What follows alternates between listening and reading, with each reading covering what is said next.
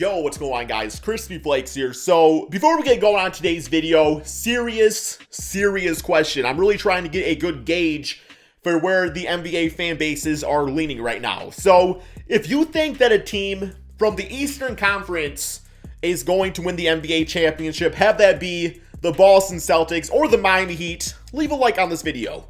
Now, if you think it's going to be a team from the Western Conference, have that be the Golden State Warriors or the Dallas Mavericks, leave a comment on this video. Very curious what those results are going to be looking like. But for today's video, I'm going to give you guys my analysis, my breakdown, my predictions of all four of these great teams. Man, I will say, like, when it comes down to these playoffs,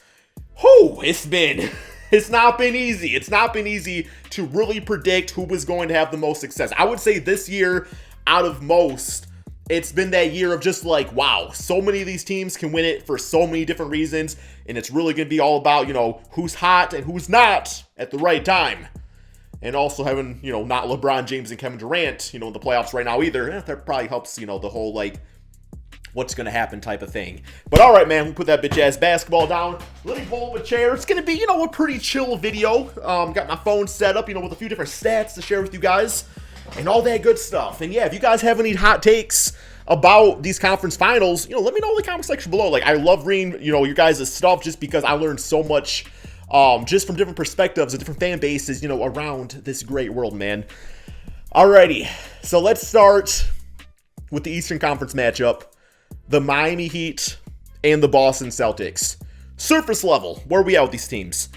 I will say for the Miami Heat, they have gone the entire season kind of floating under the radar. One of those teams that I think everybody respected and was like, yeah, the Miami Heat, you don't want to mess with them when it comes to playoffs just because they could turn on at any second. But also to the extent, too, they've had some injury issues this NBA season. And just the Heat, we know who they are. And that's a great basketball team. But it doesn't really leave for a lot of like excitement as far as NBA discussion and stuff. You just know they work hard.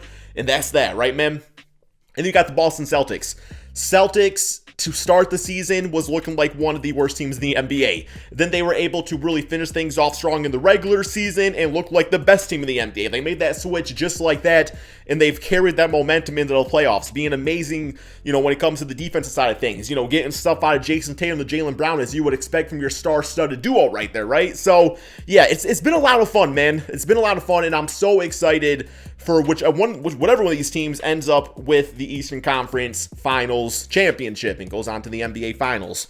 Okay, so let's break this down, I guess, more so by the starting five. I feel like that's a good way to start. Like, these are the guys going to be setting the tempo for the game. So, point guard matchup. You got Marcus Smart versus Gabe Vincent. I don't think Kyle Lowry is going to be playing for the rest of the playoffs, last I heard. I could be wrong about that, though. But, when it comes to this matchup, Marcus Smart has it in the bag. I love Gabe Vincent. I think the way he plays the game actually is very, like, reminiscent of, just like those hustle type of dudes out there like Marcus Smart. Like, that's somebody, if you're Gabe Vincent, you look up to and know you want to be one of the greatest defense players in the NBA, and you want to play your role to an extent that it's really going to help out your team. So you got that. Jaylen Brown versus Max Strus. So Jaylen Brown, absolute bucket, man. For the most part, Jaylen does have those games where he just goes off, and it's like, yeah, well, you expect Jaylen. He has those games where it's like, hey, we were kind of expecting a little bit more out of you.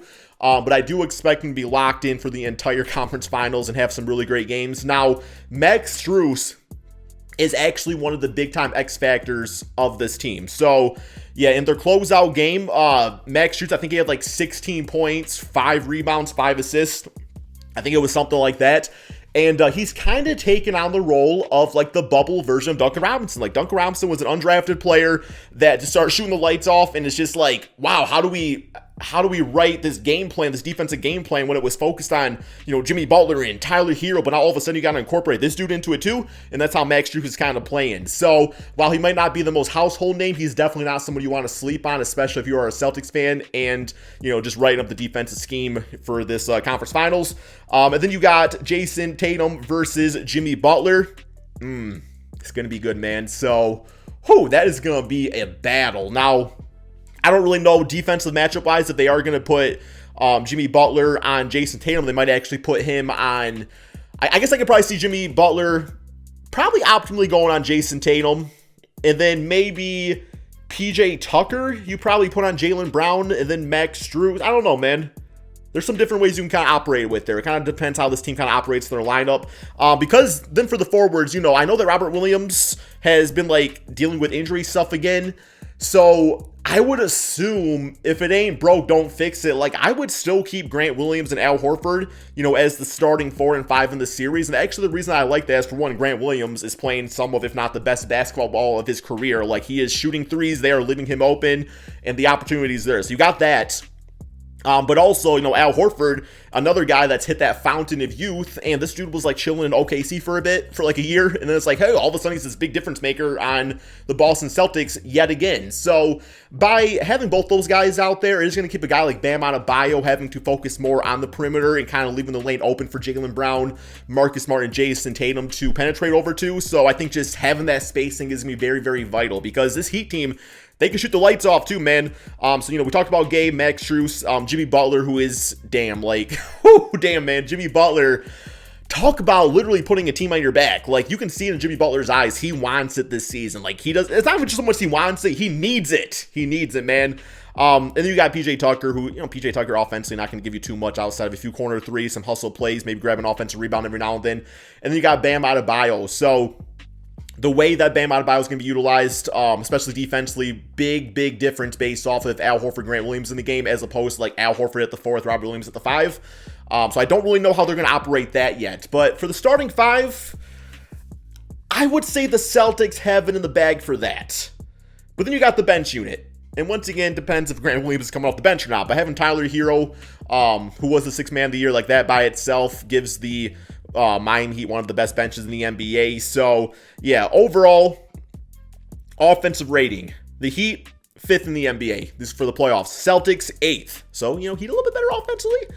Defensively, Heat, 2nd. Celtics, 3rd. I mean, that's not a big difference when you incorporate the offensive rating into things. And it's like, ooh, like does this Heat team with their spacing, their 3-point shooting, like, are they going to have like that little oomph that the team's going to need?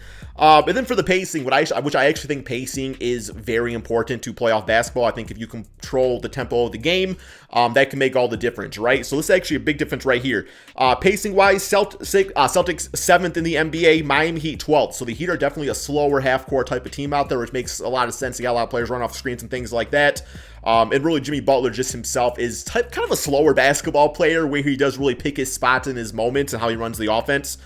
And then net rating, which just kind of talks about like, okay, which lineups are going out there? Are they looking optimal? The Heat are 1st, the Boston Celtics are 2nd. So it means that coaching wise, like these coaches are putting the right players out there in the system, man.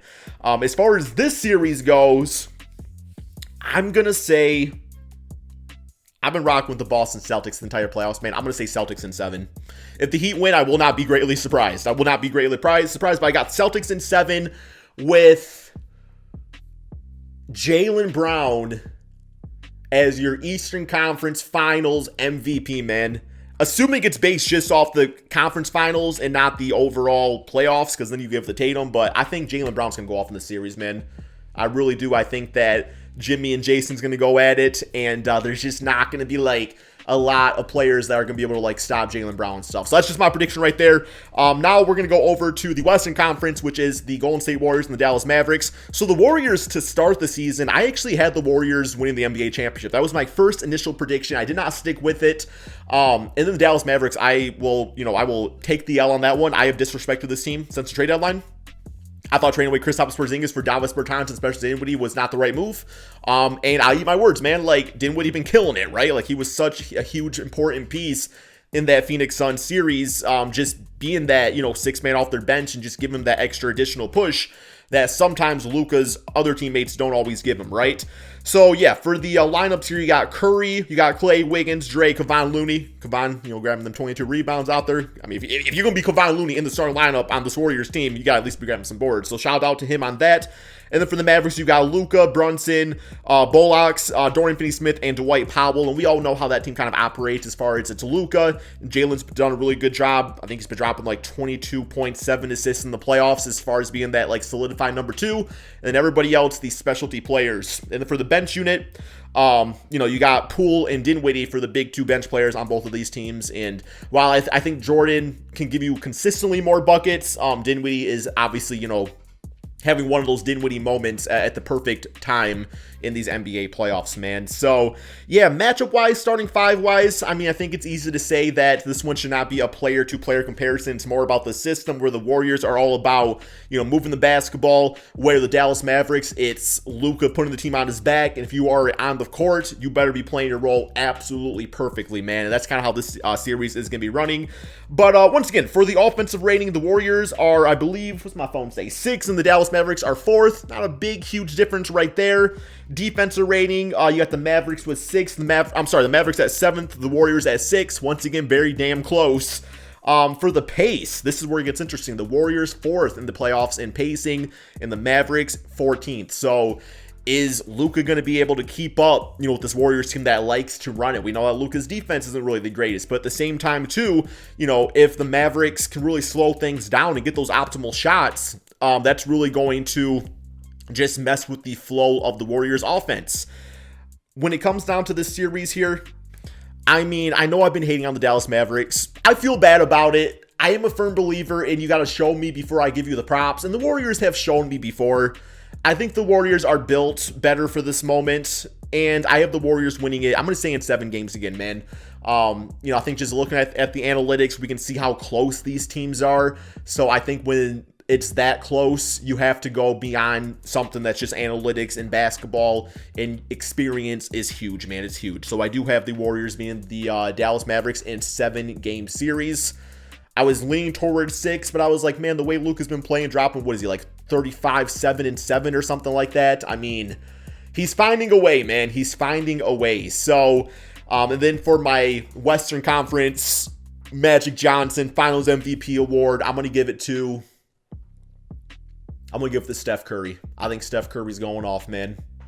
That's all we got for this video. Thank you all so much for watching, and peace out, my friends.